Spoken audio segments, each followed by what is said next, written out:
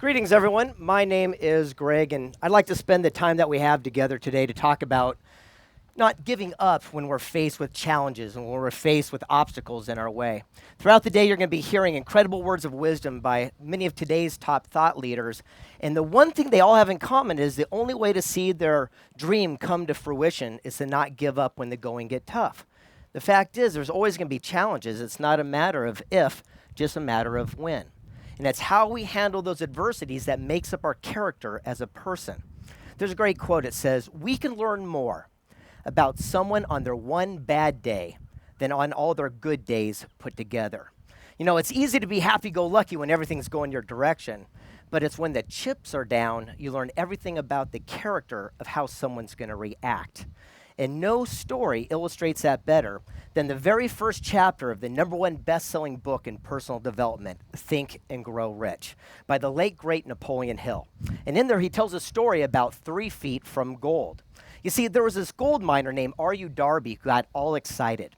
He went out west to Colorado and he found a little hole. Started digging in it and sure enough discovered a little nugget. He got all excited, so he buried it and hid it. He went home and told his family and friends so they could chip in money to buy equipment to pull it out by the truckload. Well, the first ore cart came up and it was filled with gold. Woohoo, they're going to be rich. But they kept digging and there was no more gold. They kept digging, but there was no more gold. Finally defeated, Darby walks out of that mine and says, "I quit, I'm through," and sees a junk man walking by. He says, "Hey, buddy, give me $200. I'll sell you this mine and all the equipment. I'm going home." Well, the junk man, realizing the equipment was worth thousands, said, "Of course, you got yourself a deal." And Darby goes home defeated. But that junk man does something brilliant. He seeks the counsel of someone who's experienced in that industry, and he goes to a local engineer and says, "What happened? Darby hit gold and ran out." The engineer starts laughing. He goes, "Oh my gosh." He goes, "That's so simple. Everyone knows that gold runs in a straight line. It's called a gold vein. What Darby did is come in one side, hit gold, and pop back into dirt." He said, "All you have to do is go back to where they discovered treasure, go 90 degrees the opposite direction, and you'll tap back into the vein." Not only did the junk man pull millions of dollars out, but it still fills Fort Knox today. And the moral is, how many times have we or someone we know quit one class short from a degree or sales or marketing? It's easy to quit it, but it's the people who persevere and go through the challenges that truly come out on top. And I wanted to test that theory for myself. So the last few years, I've had the opportunity to travel the entire world and meet with today's top thought leaders to ask them what they did to overcome their challenges, their adversities. The first gentleman I sat down with was a guy named Dave Liniger. You might not know his name, but you know the business he created. In 1970, he wanted to get into the industry in the other economic collapse. And I asked him, I says, "Dave, what was it like? Was it easy getting started?" He goes, "No, it was brutal." He goes, "It was horrible. For 2 years, every phone call that came in was from a bill collector." He goes, "I was so embarrassed when the phone would ring, I'd run across the hall and pick up the phone so my secretary wasn't put on the spot." He said the 3rd year it got worse. They threw me in jail. They called me a liar and a cheat and a fraud. I said, "What'd you do?" He goes, "I took my attitude from trying to prove the entire world wrong to something more admirable and prove myself right. I knew I wasn't what they were calling me." He says, "I had the courage and the fortitude to pick up the phone." He says, "I called every bill collector and says, 'Look, I'm going to be honest.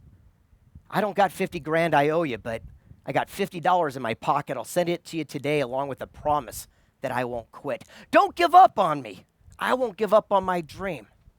He says he called every bill collector every month until the 4th year. Someone finally believed in him, bought the first business, and that's what we know today as Remax Real Estate Corporation. And he says, "Forget about me and my success. I'm just a regular guy. But how many people's lives were changed because I would not quit? And how do we know that the person who's got the idea for the next American dream isn't about to fold in the tent because Visa's calling him right now?" From there, I hopped on a plane and sat down with Genevieve Boss, who started Pink Magazine. And I don't know about you, but I was going through some challenges these last few years. And I said, Genevieve, I feel kind of like a failure. I feel like a loser because things aren't going the happy-go-lucky way that things were going for me in the past. And she said something very profound. She said, never let your mistakes, your setbacks, or circumstances determine your value as a person.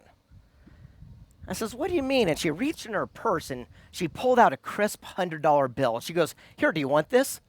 Things were tough for me, remember? I go, heck yeah. And she crumples it. She goes, here, do you still want it? I go, yes. She takes it, throws it to the ground, and steps on it. She goes, do you still want that? I said, absolutely. She goes, why? I go, it's $100. Things are tight right now. Then she leaned in and said, then why is it when we're faced with challenges, we get crumpled, thrown to the ground, and stepped on? We think our value changes as a person. It's just part of the process and the journey of what we're going through. And I really wanted to test that. And I don't know about you, but I'm a huge fan of science. I read Discover magazine, and there's something that was created many years ago by John Schwartz called string theory. You probably all heard of string theory before. But Albert Einstein on his deathbed couldn't figure it out, how everything was interwoven. But John Schwartz did. He theorized the smallest molecular structure, as everyone knew, was an atom till they cut it in half and made fission. He goes, something smaller is called a quark, but holds quarks together are these little strings that no one can see and they resonate. It's kind of like the building block of everything.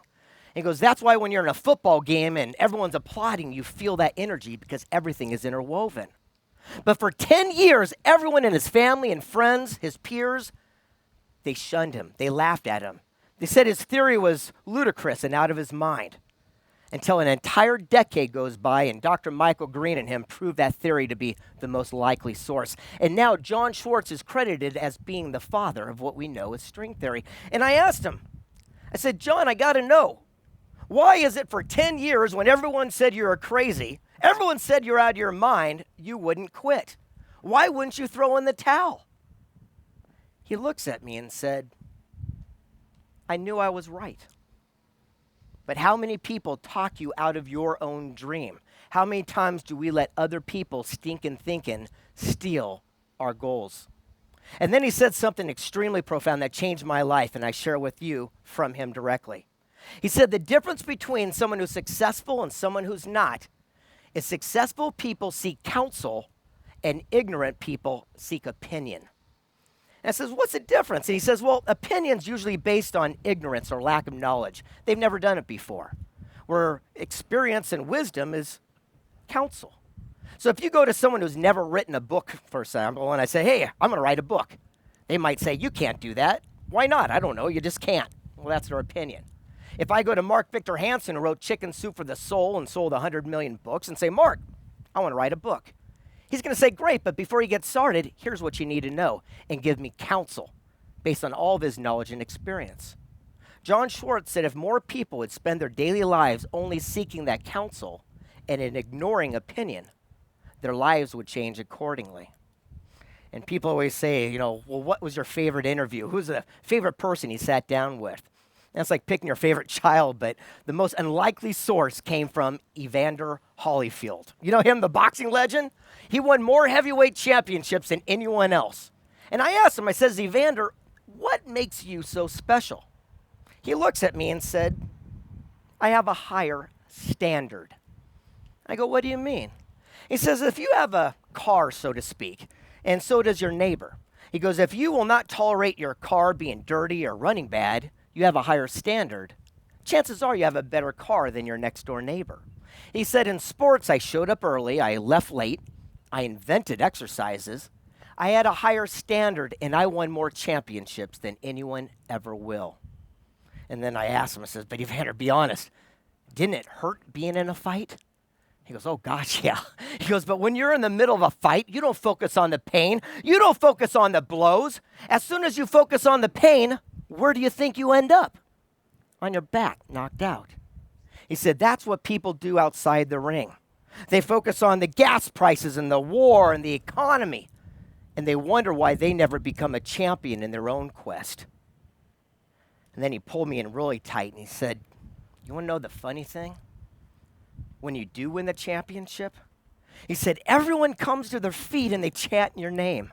They raise their hand in victory, and a guy comes out with a big shiny belt and puts it around your waist. And at that moment, at that second, you don't feel even one of the punches you took along the journey. But the guy in the losing locker room is going to feel every bruise for the rest of their life, wishing they had a higher standard. And although I don't know each and every one of you personally, I do know what we're going through. And when we're faced with challenges and we're faced with obstacles and we think there's no end, remember this simple line. Our greatest success and accomplishment is always going to come just one step beyond our greatest setback and failure. So if we're going through times where we think this is the bottom of the barrel, good news. That means you're in good company. The test is this. When you know in your heart you're doing something right and you're on the right path, don't ever let other people talk you out of your dream. Always seek the counsel, ignore the opinion, and never quit, never die, and never throw in the towel when you're just 3 feet from gold.